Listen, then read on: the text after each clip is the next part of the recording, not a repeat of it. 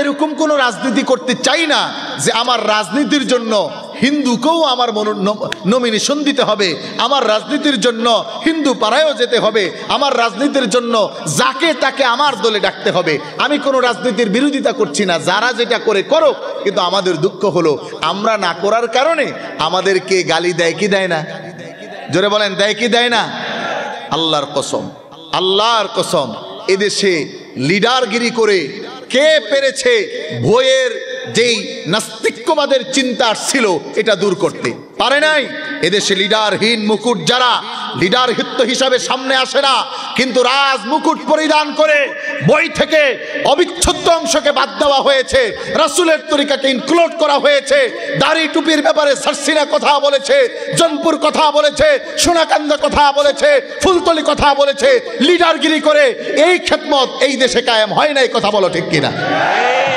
সূরা আনফাল আল্লাহ বলেন, ইন্নামাল মুমিনুনাল্লাযীনা ইযা যুকিরাল্লাহু ওয়াজিলাত কুলুবুহুম ওয়া ইযা তুলিয়াত আলাইহিম আয়াতুহু যাদাতুহুম ঈমানা ওয়া আলা রাব্বিহিম ইয়াতাওয়াক্কালুন। নামে পরিচয় দিলাম আমি ইমানদার, কিন্তু আল্লাহ রাব্বুল আলামিন যদি বলে না তোমার ঈমান আমি অ্যাকসেপ্ট করে নিলাম না, কারণ তোমার ঈমানের মধ্যে শিরক আছে, যেই মানুষটা রোজারে আর পূজারে একত্র করে দিতে পারে, আল্লাহর কসম, আল্লাহর কসম, অনেক জ্ঞানী হতে পারে, অনেক ব্যারিস্টার হতে পারে, অনেক আইন শিখতে পারে, অনেক বড় লেকচারার হতে পারে, অনেক বড় দলের লিডার বা নেতা হতে পারে, কিন্তু খোদার কসম ওই মানুষটার শরীয়তের সামান্যটুকু জ্ঞান যদি থাকতো আর শিরক আর বিদআতের জ্ঞান থাকতো, রোজার পূজাকে কখনো এক করতে পারতো না। বলো ঠিক কিনা? আমার প্রিয় ভাইরা, আমার বন্ধুর, এই জন্য আল্লাহ রাব্বুল আলামিন ফরম্যাট দিয়ে দিলেন, তোমার মতো হলে হবে, বিষয় এটা তা নয়। রব ডেকে ডেকে বললেন, মা আতাকুমুর রাসূলু ফাখুযুহু ওয়া মা নাহাকুম আনহু ফান্তাহু। আমার হাবিব, আমার লিডার, আমার পছন্দের বিশ্বনবী, শেষ নবী, নূর নবী, কায়নাতে সরদার, সরকারে দু জাহান, নূরে মুজাসসাম, হাবিবে কিবরিয়া মুহাম্মাদুর রাসূলুল্লাহ, এর মাধ্যমে আমি যেই বিধান নাজিল করলাম, আমি যেই কোরআন পাঠালাম, আমি যেই স্পেসগুলো তোমাদের কাছে দিলাম, এটা যতক্ষণ পর্যন্ত পরিপূর্ণভাবে গ্রহণ করতে না পারবে ততক্ষণ পর্যন্ত নামে ইমানদার হওয়া যাবে, আল্লাহর কাছে ইমানদারিত্ব পাওয়া যাবে না। বলো ঠিক কিনা? ইমানদারিত্ব পেতে হলে এটার পরিপূর্ণটা নিতে হবে। এজন্য কোরআনুল কারীম তথ্য দেয়, প্রাথমিকভাবে কিছু মুসলমান আল্লাহর হাবিবের হাতে হাত দিয়ে তারা মুসলিম হয়েছিলেন, কিন্তু রাসূলুল্লাহর ইন্তিকালের পরে তারা আবার কামব্যাক করলেন যে এখন তো আর নবী নাই, তাহলে ঈমান আনবো কেন, ঈমান বা রাখবো কেন? হযরতে আবু বকর রাদিয়াল্লাহু তাআলা আনহুর সৃজন সময়কাল, হযরতে আবু বকর রাদিয়াল্লাহু তাআলা আনহুর কাছে খবর গেল তারা যাকাত দিতে অস্বীকার করছে, তার মানে ইমানের কিছু মানতে চায় আর কিছু ছেড়ে দিতে চায়। আল্লাহ রাব্বুল আলামিন জানিয়ে দিলেন, শোনো, ইয়া আইয়ুহাল্লাযীনা আমানুত্তাকুল্লাহ হাক্কা তুকাতিহি ওয়া লা তামুতুন্না ইল্লা ওয়া আনতুম মুসলিমুন। বলেন আল্লাহু আকবার। আমার ভাইরা, আমার বন্ধুরা, আল্লাহ রাব্বুল আলামিন জানায় মুসলমান না হয়ে আইসো না, পরিপূর্ণ হও। এজন্য অন্যায়তে বলেন ফিসসিলমি কাফা, ফুল ইনক্লুডেড, পরিপূর্ণভাবে ঢুকা। এখন আপনি যদি কিছু মানেন কিছু ছাড়েন, তাহলে পরিপূর্ণ ইমানদার আপনি হতে পারলেন? তাহলে আল্লাহর কাছে আপনার পরিচয় কি?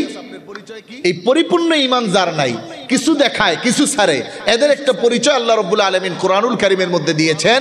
সূরার নাম সূরা আল মুনাফিকুন, এটা 28 নম্বর পারায় আল্লাহ তাআলা নাজিল করেছেন।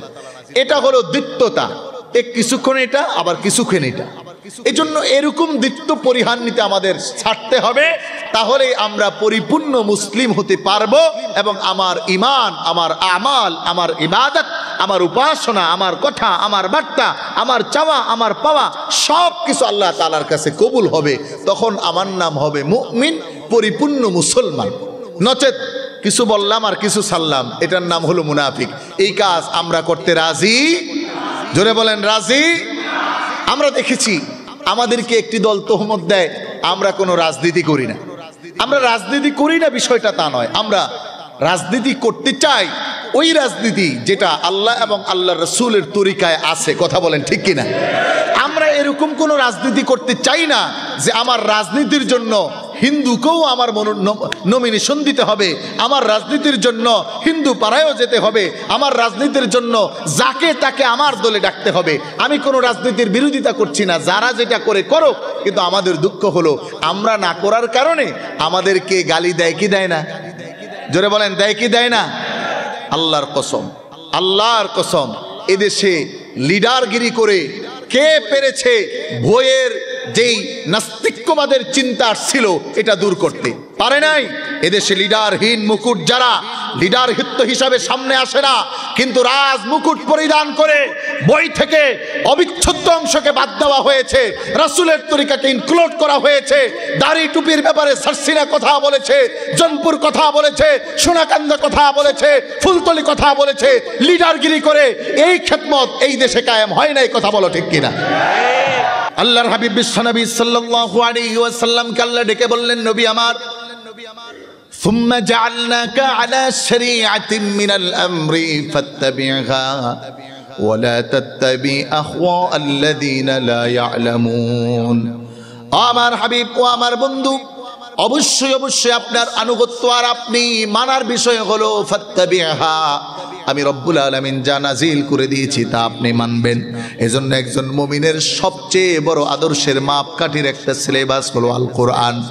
কোরআন অনুযায়ী জীবন চালানো, কোরআন অনুযায়ী জীবন পরিচালনা করা। এই কোরআন অনুযায়ী জীবন পরিচালনা করতে হলে আগে কোরআন শিখতে হবে। যদি কোরআনটা আপনি বুকে ধারণ না করতে পারেন তাহলে কোরআনের প্রতি আপনার মহাব্বত আসবে না। একটি গজল আপনি মুখস্থ করলে গজলের প্রতি মহাব্বত হয়, একটা গান আপনি মুখস্থ করলে গানের প্রতি মহাব্বত হয়, অথবা কিছুদিন কোনো একটা সাবজেক্ট পড়াশোনা করলে সেটার উপর আপনি মহাব্বত হয়। আর কোরআনটা বুঝি এমন যেটা না পড়ে আপনি মহাব্বত কায়েম করবেন না। বরং কোরআনের মহাব্বত পেতে হলে এক নম্বরে রাসূলের আদেশ হলো ইকরাউল কোরআন, কোরআন পড়ো।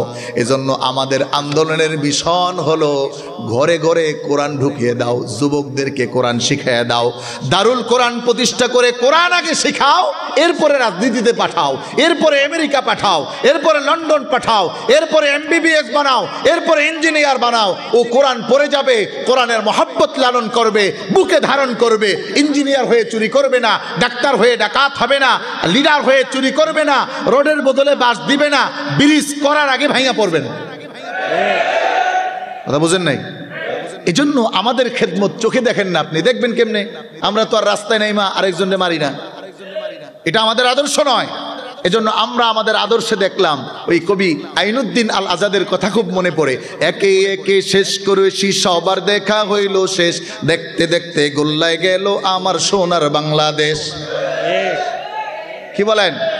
স্বাধীনতার পর থেকে এই 52 বছরে কত মানুষ আসলো আর গেল, ইসলামের নাম খালি বলে আসলে সব কইরা ফেলাবো, ওমা যাওয়ার পরে দেখি মদের লাইসেন্সও দেয়। কথা বলেন না? আর আমাদের আন্দোলন, আমাদের রাজনীতি হলো ভাই মদের আন্দোলন, এটা আইন করেও তুমি থামাইতে পারো না।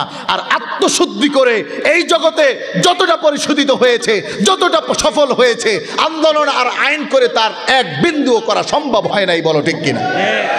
এজন্য যেই দলে আছেন খুশি না বেজা? হ্যাঁ ভাই রাজনীতি করো, কিন্তু আমাদের রাজনীতির উসুলটা আগে বুঝো। উসুলটা কি?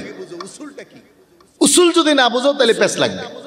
তখন মনে হবে আমরা গোলাপি সুন্নি, তখন মনে হবে আমাদেরকে জিলাপি খাওয়া সুন্নি, তখন মনে হবে টাইটেল শায়েক শায়েক দেখায় নাকি, এটা কোনো হলো? কিন্তু যদি বুঝো আল্লাহর কসম তোমার মাথা নত হবে। আমি বেশি আলোচনা তো করার সুযোগ নাই, কষ্টও আছে, ক্লান্তিও আছে, প্রতিদিন প্রোগ্রাম চলমান। আমি আপনাদের খেদমতে কোরআনুল কারীমের একটি প্রসিদ্ধ সূরা তেলাওয়াত করেছি, সূরা আত-তাকাসুর। সবাই পারি এটা মোটামুটি, তাই না ভাই? আলহাকুমুত তাকাসুর, 8টি আয়াত আল্লাহ তাআলা এই সূরার মধ্যে নাজিল করেছেন। কেন? যে মানুষের জীবনের সর্বশেষ সময়টা কোন জায়গায় যে থেমে যাবে। মানুষের এত চাকচিক্য, কেউ এটা হতে চায়, কেউ ওটা হতে চায়, কেউ ওটা হতে চায়, কেউ এই করে ফেলবে, কেউ ওই করে ফেলবে, কিন্তু মানুষের একটা স্থায়িত্ব লিমিটেশন আছে, ক্যাপাবিবল সময় আছে, বেঁধে দেওয়া সময়। যখন সময় শেষ তখন লাফালাফি করেও কোনো কাজ হবে। আল্লাহ রাব্বুল আলামিন মুমিনকে ডাক দিয়ে জানায়, মুমিন শোনো, সূরাটা মক্কায় নাযিল। যেহেতু মক্কার মানুষগুলো তাওহীদ বুঝতো না, শিরকের পাগল ছিল, মানুষগুলো পরকালের ভয় ভীতি আনতো না, বরঞ্চ দুনিয়ার চাকচিক্যের মধ্যে পাগল থাকতো। মানুষগুলো আপন ভাইয়ের সাথে ঝগড়া লাগাতো, আপন কলিজার টুকরা সন্তানের সাথে জিনায় নিমজ্জিত হতো, এক গোত্র আরেক গোত্রকে দেখতে পারতো না। এই মানুষের মধ্যে আল্লাহ রাব্বুল আলামিন দ্বীন ও তাওহীদের দাওয়াতকে এস্টাবলিশ করার জন্য মানুষের এই প্রতিযোগিতার বাজারের মধ্যে আল্লাহ বললেন, ও দুনিয়ার মানুষ, তোমরা বুঝি বড় প্রতিযোগিতায় আছো। আলহাকুমুত তাকাসুর, ও দুনিয়ার মানুষ, তোমরা দুনিয়ার প্রতিযোগিতায় মত্ত। কেউ দুনিয়াতে বড় গাড়িওয়ালা হবে, কেউ দুনিয়াতে বড় বাড়িওয়ালা হবে, আবার কেউ দুনিয়াতে বড় ফেমাস হবে, বড় একজন লিডার হবে, বড় আমির হিসাবে শিক্ষিত হবে, এই পেরেশানিতে পাগল। কেউ বা আবার প্রধানমন্ত্রী, কেউ বা এমপি, কেউ বা মন্ত্রী, এটার জন্য পাগল। কিন্তু জেনে রাখো, আল্লাহ রাব্বুল আলামিন জানায়, আসলে মুমিনের চাওয়া এটা হতে পারে না, মুমিনের কাজও এটা হতে পারে না, বরং একজন মুমিনের সবচেয়ে চাওয়া আর পাওয়া আর সফলতা হলো ওটা যেটা আল্লাহর কাছে ক্ষমার মাধ্যমে পাবে। বলেন ঠিক কিনা? এজন্য আল্লাহ রাব্বুল আলামিন ডাক দিয়ে জানায়, ও দুনিয়ার মানুষ শোনো, আলহাকুমুত তাকাসুর, দুনিয়ায় পাগল হয়ে যাবে না। তোমরা তো প্রাচুর্যের মধ্যে ডুবে আছো, খবর নাই। এক একজন এক এক দিকের প্রাচুর্যের মধ্যে ডুবা। এজন্য খেয়াল করে দেখবেন, যেই মানুষগুলো দুনিয়াদার হয়ে যায়, ওই মানুষগুলোর কাছে দুনিয়াটা বড় হয়ে যায়, ওই মানুষগুলোর কাছে ক্ষমতাটা বড় হয়ে যায়, ওই মানুষগুলোর কাছে আখিরাতটা বড় ক্ষীণ হয়ে যায়।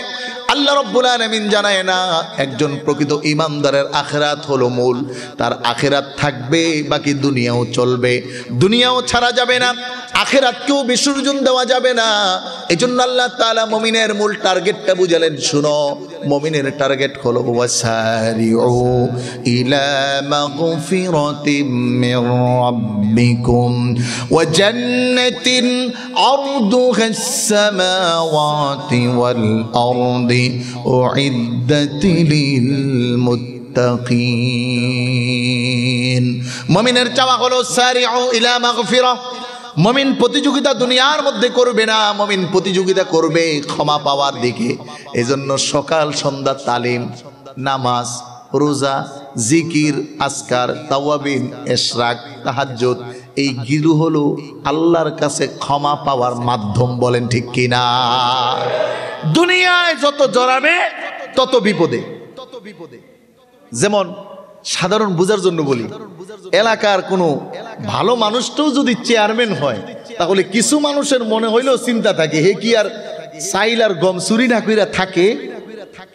কথা বলেন। তার মানে ওই চেয়ারের এই সমস্যা, ওই চেয়ারটাই মুসিবত। তবে হ্যাঁ, স্রোতের ধারা একভাবেই যে বসবে এইটা কিন্তু না, কিছু এর বিপরীতে বসেও প্রমাণ করে যে না, ওখানে বসেও আল্লাহর জন্য কাজ করা যায়, কাজ দেওয়া যায়, জাতির উপকারে আসা যায়, পরকালকে সমুন্নত করা যায়। কথা বলো ঠিক কিনা? কারণ তার টার্গেট হলো জান্নাত। মুমিন যাবে বাজারে, টার্গেট হলো জান্নাত। মুমিন করবে ব্যবসা, টার্গেট হলো জান্নাত। মুমিন হবে এমপি, টার্গেট হলো জান্নাত। মুমিন যাবে সংসদে, টার্গেট হলো জান্নাত।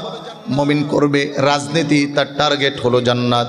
এজন্য মুমিনের টার্গেট যখন হয় ক্ষমার মাধ্যমে আল্লাহর কাছে জান্নাত পাওয়া, ওই মানুষটার কাছে দুনিয়া বড় হতে পারে না, বরঞ্চ ওই মানুষটার কাছে দুনিয়া ক্ষীণ, আখিরাতের সব কিছু তার কাছে বড় বড় মনে হয়।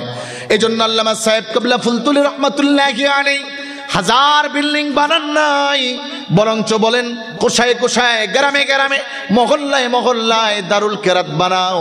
আমার বড় বড় কামিল মাদ্রাসার মুহাদ্দিসগিরির ডিগ্রি লাগবে না, কিয়ামতের দিন আমার একটা ডিগ্রি দরকার, আমি এই দুনিয়ায় কোরআনের খেদমত করে বিদায় নিয়েছি। বলেন ঠিক কিনা? আমার ভাইরা, আমার বন্ধুরা, আমি আলোচনায় হাদিস শোনাবো কেন এটা করলেন। আল্লাহ রাব্বুল আলামিন জানালেন মুমিন দুনিয়ার প্রাচুর্যতায় পাগল হয়ে যাবে না। এখন তো আমাদের দুনিয়া ছাড়া আর কোনো কিছু নাই, কিন্তু আল্লাহ রাব্বুল আলামিন জানায় দুনিয়াটা কি জানো নাকি? দুনিয়ার জন্য তোমরা পাগল হয়ে গেছো। কোরআনুল কারীম আল্লাহ রাব্বুল আলামিন জানায় ওয়াদারাবাল্লাহু মাসালাল হায়াতিদ দুনিয়া কামাইন আনজালনাহু মিনাস সামা ফাখতালাতা বিহি নাবাতুল আরদি ফাআসবাহা হাশীমান তাদরুহুর রিয়াহ। আল্লাহ রাব্বুল আলামিন জানায় দুনিয়ার উদাহরণ হলো এমন, মাসালাল হায়াতিদ দুনিয়া কামাইন আনজালনাহু মিনাস সামা।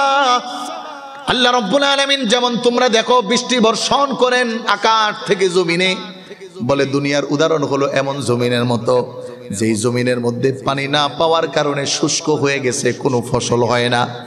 ওই জমিনটা পড়েছিল, আল্লাহ রাব্বুল আলামিন ওই জমিনের উপর ফানজালনা মিনাস সামা, আকাশ থেকে পানি বর্ষণ করলেন। ওই শক্ত জমিনটাকে উর্বর করে ওই জমিনের মধ্যে একটা গাছ উৎপন্ন করলেন। ফাখরাজা বিহি নাবাত, একটা গাছ উৎপন্নিত হলো, গাছটা বড় হলো, গাছের মধ্যে ফল ধরলো, মানুষ উপকৃত হলো, বড় আসবাবের মতো গাছটাকে পাওয়া গেল। হঠাৎ করে একটা বাতাস আসলো, ঝড় বাতাস। যেই ঝড় বাতাসের মধ্যে অগ্নিস্ফুলিঙ্গ আছে, যেমন গত কিছুদিন, এক বছরের মতো হয়েছে, আমরা দেখেছি আমেরিকায় বাতাসের সাথে আগুন এমন ভাবে আসছে শহরকে শহর জ্বালিয়ে দিছে। কথা বলে, আরো জোরে বলে। যেমন মাঝে মাঝে সৌদি আরবে অতিরিক্ত বাতাসের গরমের তাপটা এত বেশি থাকে, মনে হয় চামড়া পুড়ে যায়। এজন্য যারা 15 দিনের জন্য উমরা হজ করে বাড়িতে ফিরলে কালো হয়ে যায়, পুড়ে যায় চামড়া। বাতাসের আর্দ্রতার মাঝে আল্লাহ রাব্বুল আলামিন অগ্নিস্ফুলিঙ্গ দিলেন, মানে আগুনের লালাকে যুক্ত করে দিলেন। আল্লাহ রাব্বুল আলামিন জানায় এই তাজা গাছটা দেখতে বড় শ্যামল, আবার গাছটায় ফল আছে, বড় হয়েছে। এই গাছটা হঠাৎ করে একটা তুফান আসলো, ওই তুফানের বাতাসের মধ্যে আগুনের স্ফুলিঙ্গ ছিল, গাছটার মধ্যে আগুন ধরে গেল, সমস্ত গাছটা পুরি ছারকার হয়ে গেল।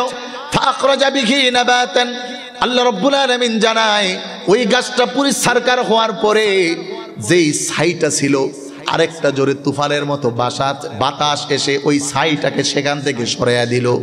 এরপরে আল্লাহ রাব্বুল আলামিন জানায় এমন ভাবে সরলো, অপর ব্যক্তি পরক্ষণে গিয়ে দেখে এখানে জীবনে কোনো গাছ হয়েছে বলে মনে হয় না। আরেকটু সহজ উদাহরণ মনে করেন, আপনারা সকলে পারেন সূরা আল ফিল। আল্লাহ রাব্বুল আলামিন শেষ আয়াতে বলেন ফাজআলাহুম কাআসফিম মাকুল। হস্তি বাহিনীকে আল্লাহ রাব্বুল আলামিন এমন ভাবে ধ্বংস করেছিলেন, তাফসীরের মধ্যে আসছে ওই আরব সাগরের পানির ঢেউ থেকে আল্লাহ তাআলা ছোট্ট পাখি বানায়া পাঠায়া দিচ্ছে। সুবহানাল্লাহ বলেন। আমরা যেটাকে বলি আবাবিল, আসলে এটা কোনো পাখির নাম না, একটি শাব্দিক বিষয়। তাফসীরে আসছে যে এটা কোথায় থেকে আসলো, বলে পানির ঢেউ থেকে হইছে। ওই আল্লাহ এখনো আছে না নাই? একটু জোরে বলেন, আছে না নাই? সম্মানিত ভাইরা আমার, যুবক বন্ধুরা আমার, শ্রীমঙ্গলের তালামিজের কর্মীরা ভালো করে শোনো।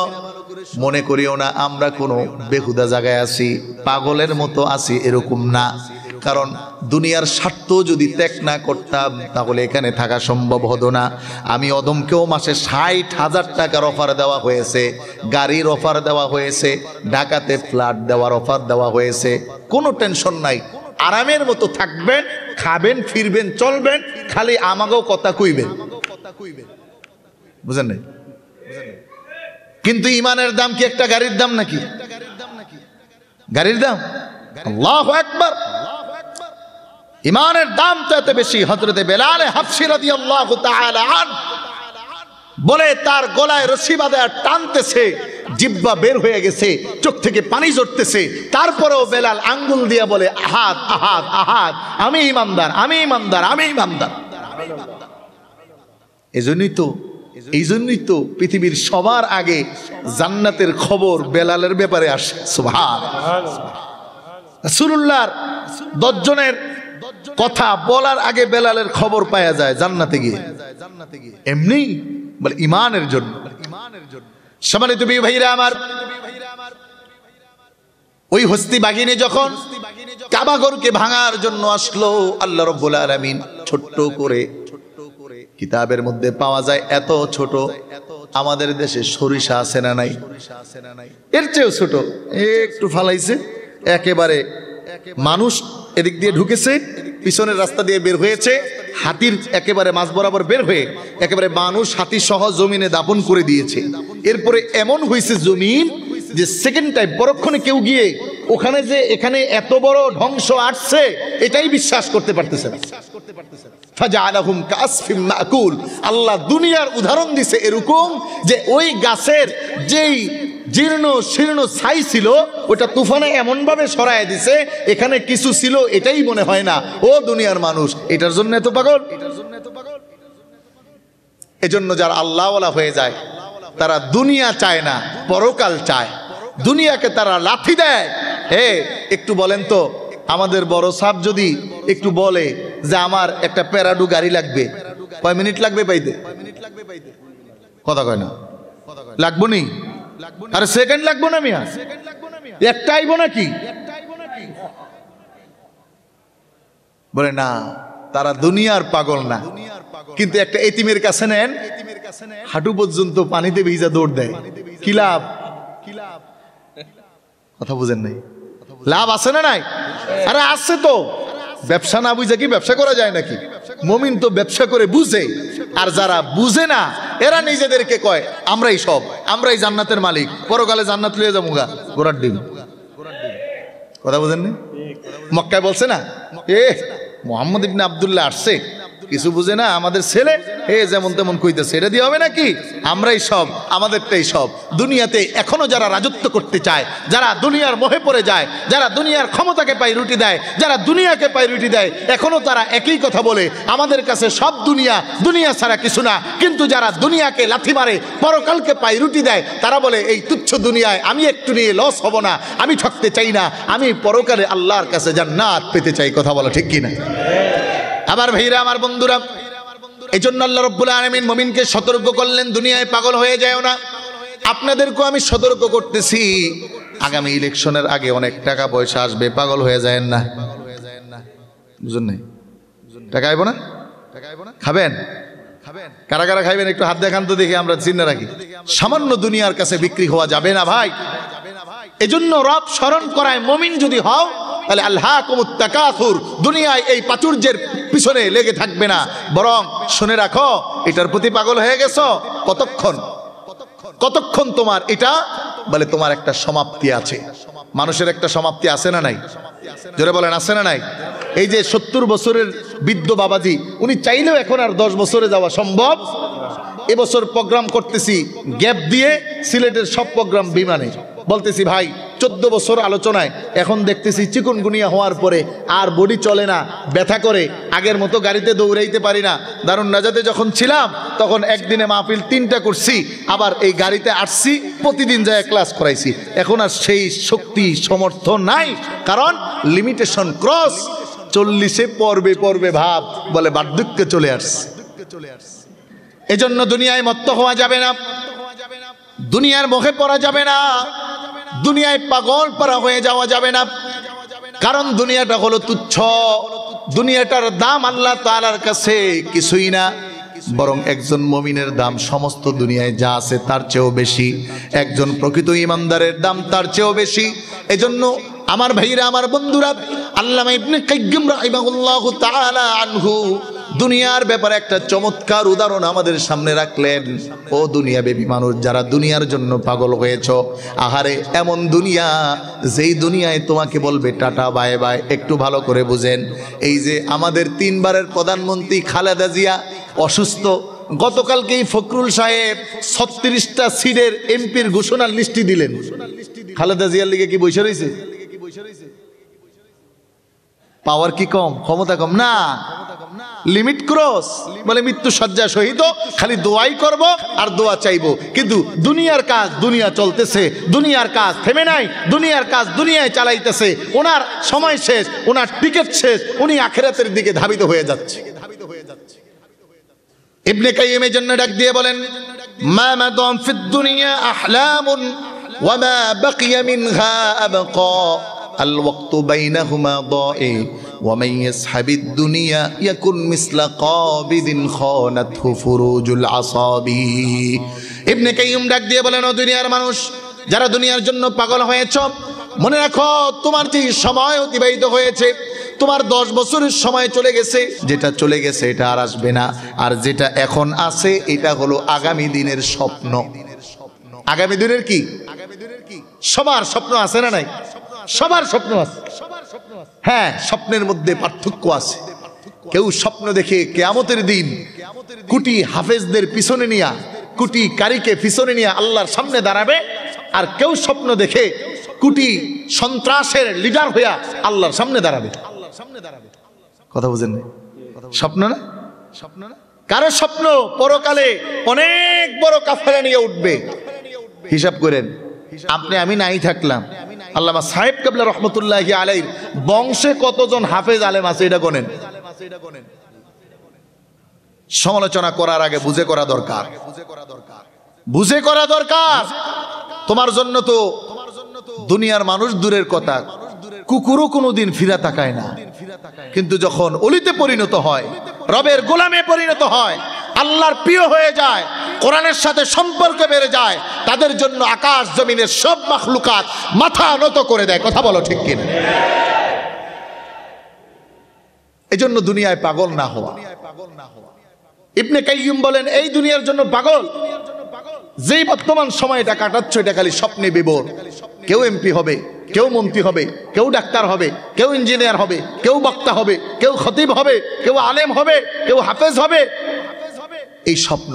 তবে হ্যাঁ, যদি স্বপ্নের সাথে আখিরাতের সম্পর্ক থাকে তাহলে তো ভালো, আর যদি না থাকে তাহলে বিপদ আছে না নাই? জোরে বলেন, আছে না নাই?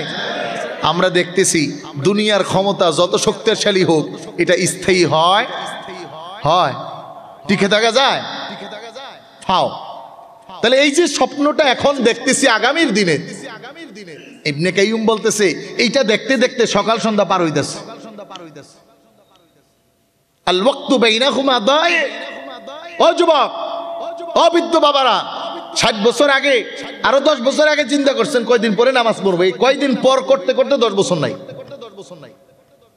যুবক চিন্তা করছে কোনো মতে যদি লন্ডন যাইতে পারে ইনকামটা ভালো হবে, এরপর একেবারে পাক্কা তালামিজের জন্য নিবেদিত প্রাণ হয়ে কাজ করব। এই দেখতে দেখতে আর লন্ডন যাইতে যাইতে 20 বছর নাই।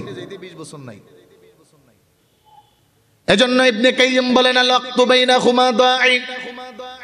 বর্তমান সময় তোমার জন্য অপেক্ষিত নয়, সময় তোমাকে বলবে tata bye bye. Time and tide wait for none, একটা আরবি বাক্য আছে।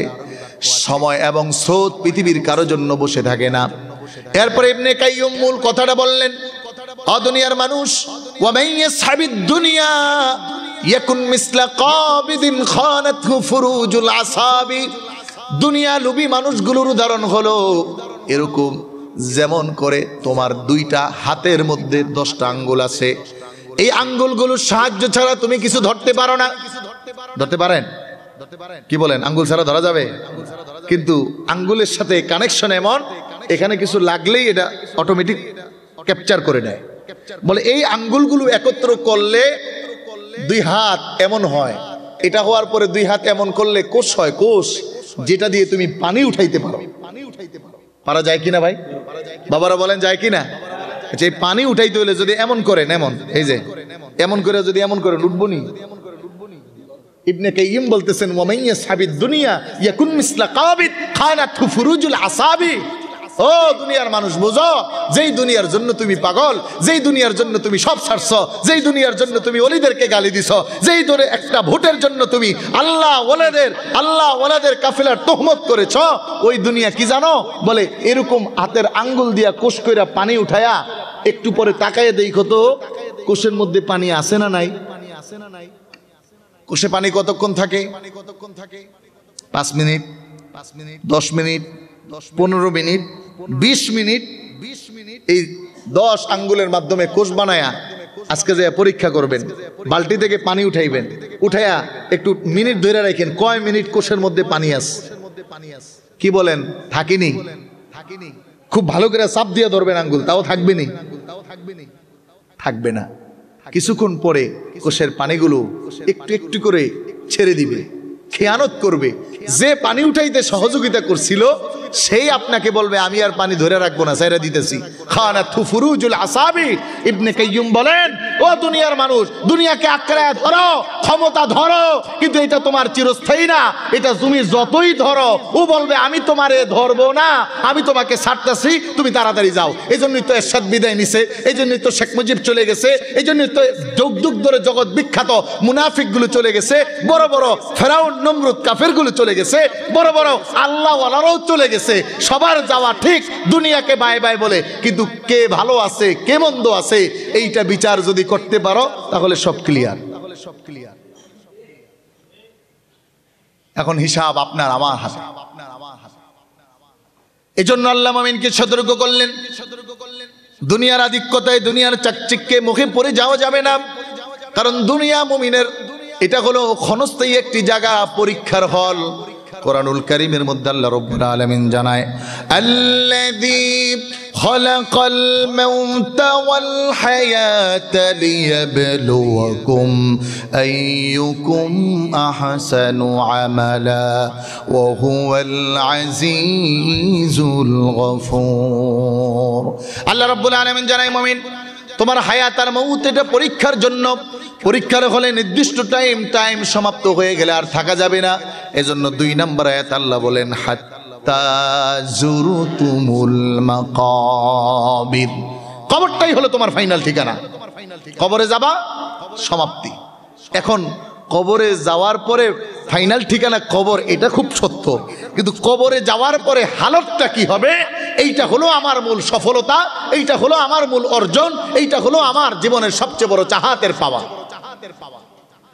যদি কবরের হালতে আপনি আমি ভালো না থাকতে পারি, তাহলে আমাদের আমও গেল, সালাও, দুনিয়াও গেল, আখিরাতও।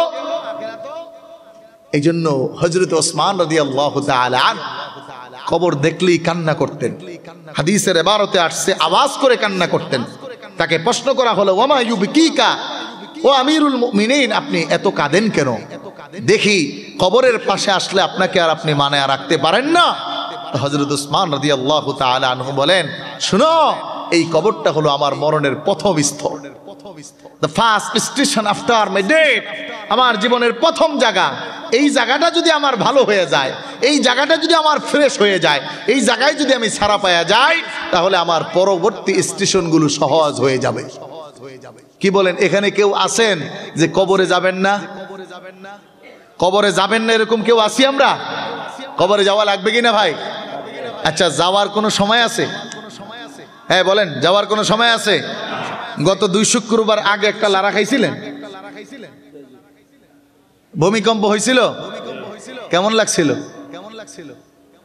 মনে হয়েছে এখনই শেষ।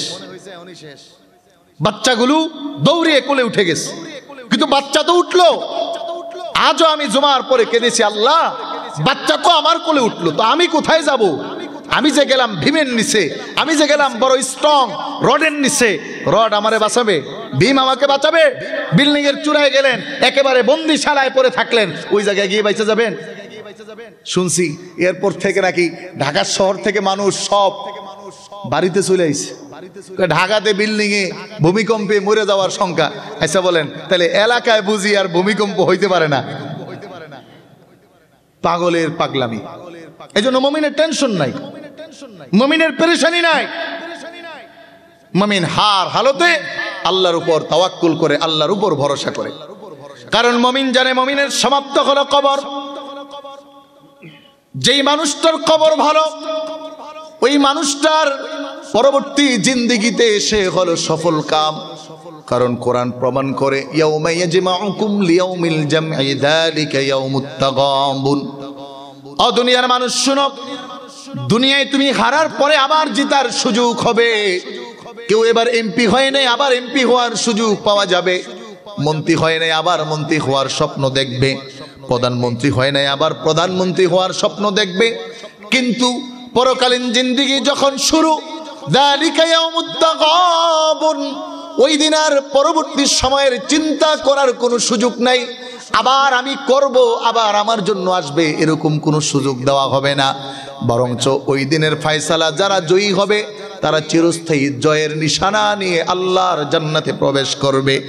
আর যদি কোনোভাবে পরাজিত হয়, ওই মানুষগুলোর জন্য আফসোসের কোনো আর সীমা থাকবে না, চাইলেও তাদেরকে আর কোনো সুযোগ দেওয়া হবে না। এজন্য ভাইরা আমার, দুনিয়ার মধ্যে আপনার চিন্তাটা হতে হবে ভালো, কবরের কথা চিন্তা করতে হবে। বরঞ্চ ঘটনার মধ্যে তো এও পাওয়া যায় যে যেই বান্দাটার দিলে আল্লাহর ভয় সহ না পারার আক্ষেপ থাকে, আক্ষেপ পারে নাই, করতে পারে নাই, আছে না? কিছু ছাত্র আছে, স্যার আপনি কাজটা দিয়েছেন, আমি পারি নাই, অপারগতা প্রকাশ করছি, আমার জন্য কিছুটা মওকুফ করেন। যেমন পরীক্ষার ফি, বিভিন্ন ফি, অনেক গার্জিয়ান আসে, হুজুর আমার তো একটু বিপদে আছে, আমি দিতে পারতেছি না, এইটা যারা বলে। আর আরেক দল আছে, দেয়ও না, আসেও না, বলেও না, দুইটার মধ্যে কি সমান? কোশ্চিন কালেও না।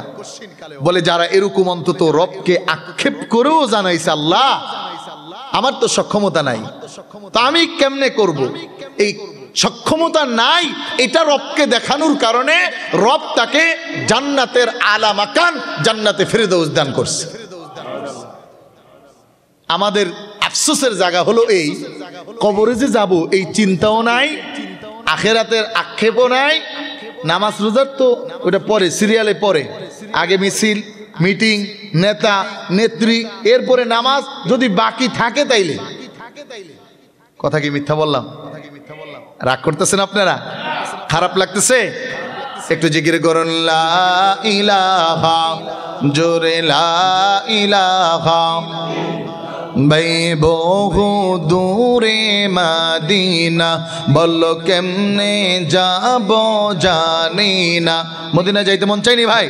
কার কাছে একটু দুই হাত উঁচু করো, আওয়াজ করে বলেন আল্লাহ। আমাদেরকে মক্কা মদিনার মুসাফির না বানিয়ে কবরে ডাক দিয়েন না, বলেন আমিন।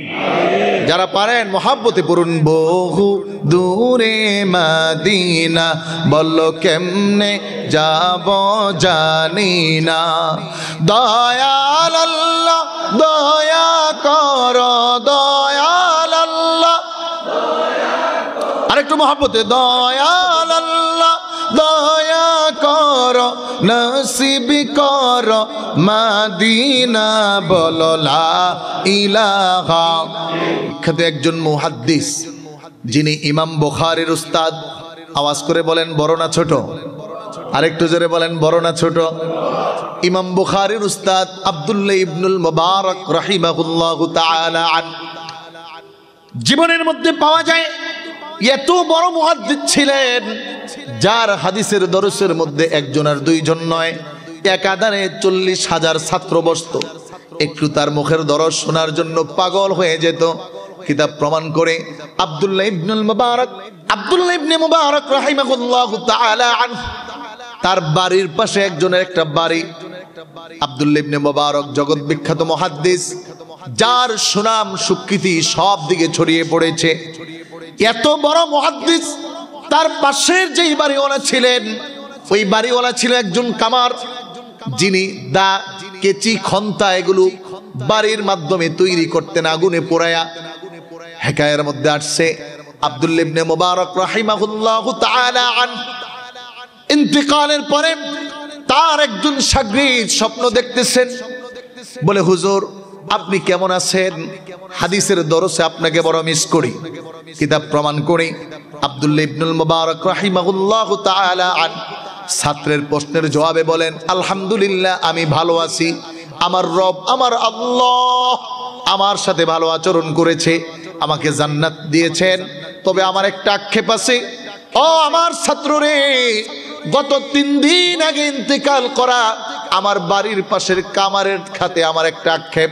বলে আল্লাহ আমাকে যেই জান্নাত দিয়েছে, ওই আমার বাড়ির পাশের কামারের জান্নাতটা আমার চেয়ে অনেক বড়।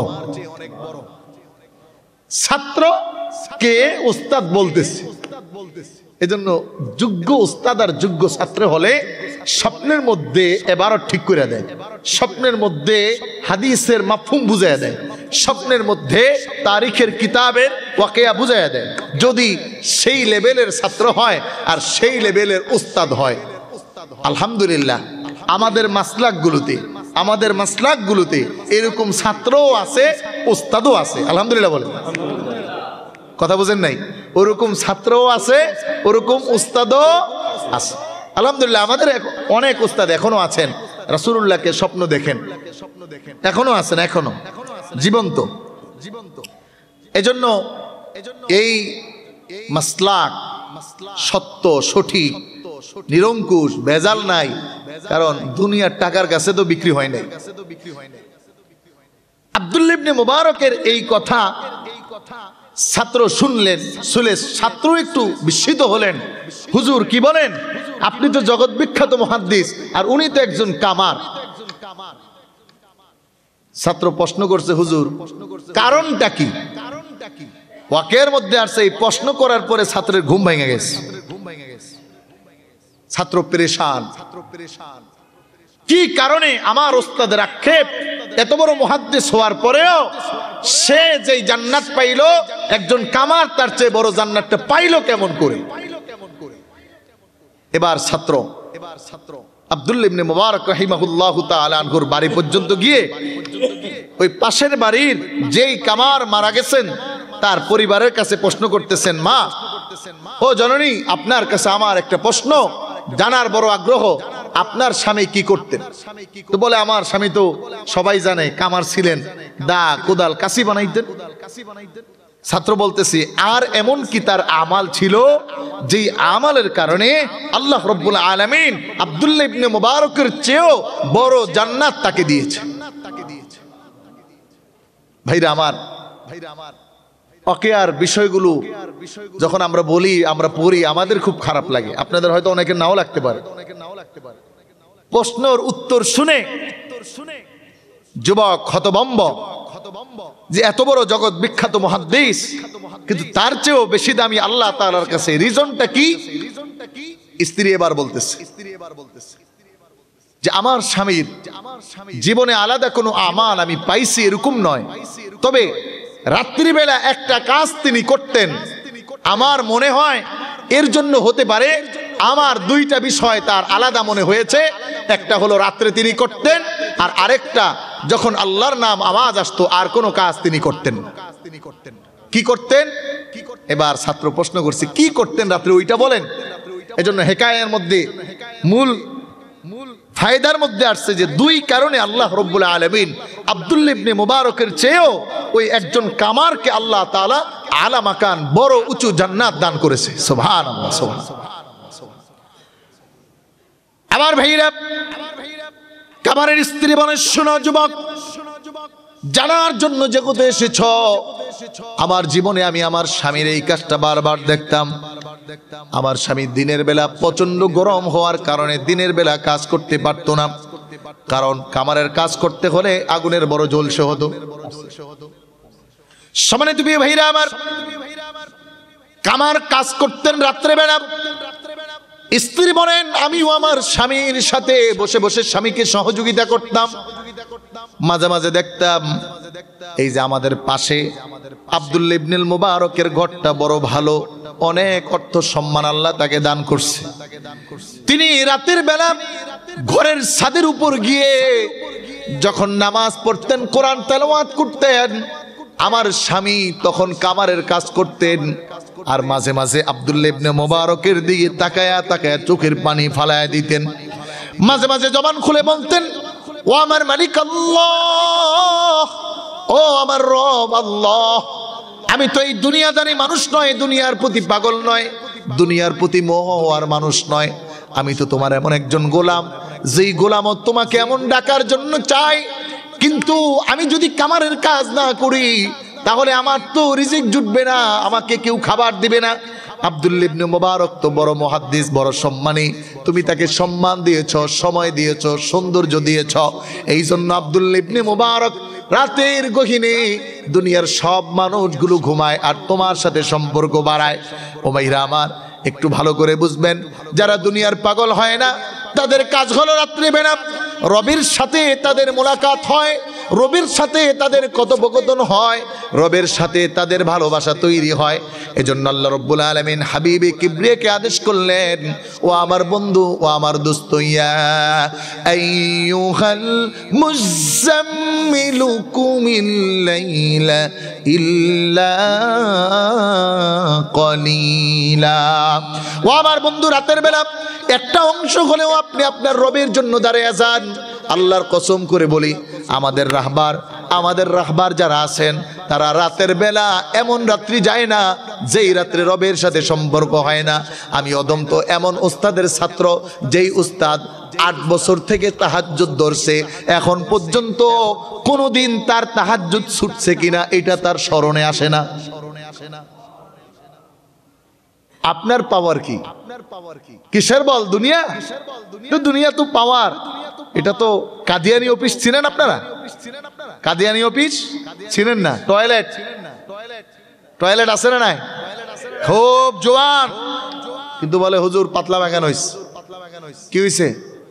ডিসেন্ট্রি হয়েছে, পেট খারাপ, 3 বার টয়লেটে গেছে, জোয়ানের জোয়ানত্ব শেষ। তো 1 নম্বর কাজ ছিল তার যে আব্দুল্লাহ ইবনে মুবারককে দেখে আফসোস করতো আর চোখের পানি ঝরাতো, আল্লাহ যদি আমারও এবিলিটি দিতেন, আমারও সামর্থ্য থাকতো, আমি তো এই কামারের কাজ করতাম না, আমি আপনার কদমে সেজদা দিতাম। যে আমার স্বামী এইটা বলতো আর চোখের পানি ফালাইতো। আর আরেকটা কাজ আমার স্বামীর ছিল যে যখন আজান হতো পৃথিবীর সব কাজ তার বন্ধ থাকতো, আজান হয়েছে রবকে ডাক দিয়ে বলতো, আল্লাহ আমার সামর্থ্য নাই, কিন্তু তোমার নাম শোনা মাত্র দুনিয়াকে আমি ছেড়ে দিলাম, আল্লাহকুমুত তাকাসুরে পড়ি নাই, দুনিয়ায় পাগল হয়ে যাই নাই, কবরের কথা স্মরণ করে আমি আমার কাজ ছেড়ে তোমার দিকে রুজু হয়ে গেলাম। এই 2টা কাজ আমার স্বামীর আলাদা আমি দেখেছি। ছাত্র বলে, কসম বিকাসমিল্লাহ, আল্লাহর কসম, অবশ্যই আব্দুল্লাহ ইবনে মুবারক জামানার শ্রেষ্ঠ মুহাদ্দিস হওয়ার পরেও আল্লাহ তাআলা ওই ব্যক্তির আক্ষেপকে এমনভাবে কবুল করেছেন যে দুনিয়ার প্রতি বিমোহিতাকে, দুনিয়ার প্রতি আক্ষেপ না রেখে, দুনিয়াকে বাদ দিয়ে পরকালকে যখন নিজের করে নিছেন, আল্লাহ তাআলা তাকে দামি জান্নাতের মালিক বানায় দিচ্ছে। সম্মানিত হাজিরিন, এজন্য আমাদেরও আখের ঠিকানা কবর। আখের ঠিকানা কি? কিন্তু কবরের সামিয়ানা জোগাড় না করে যাওয়া মুসিবত আছে না নাই? তো ভাই, আমাদের রাহবাররা তো গেছেন, প্রতিদিন কোটি কোটি মানুষ দোয়া করে, কোরআন তেলাওয়াত করে দোয়া হয়। আপনার আমার জন্য কি রাখছে? না এমন একটা সন্তান রাখছে। ফিকির করেন, আপনি সন্তান লন্ডন পাঠাবেন, একবারও ফিকির করলেন না যে আমি কবরে যাওয়ার পরে আমার কবরের সামনে দাঁড়ায় সন্তান দোয়া করতে পারবে কিনা, আমার জানাজার নামাজটা সন্তান পড়াতে পারবে কিনা, এই ফিকিরটা একবারও আসে না। সম্মানিত মুহতারাম, এজন্য আমাদের এই সচেতনতা কতটুকু দরকার, জরুরি ভিত্তিতে।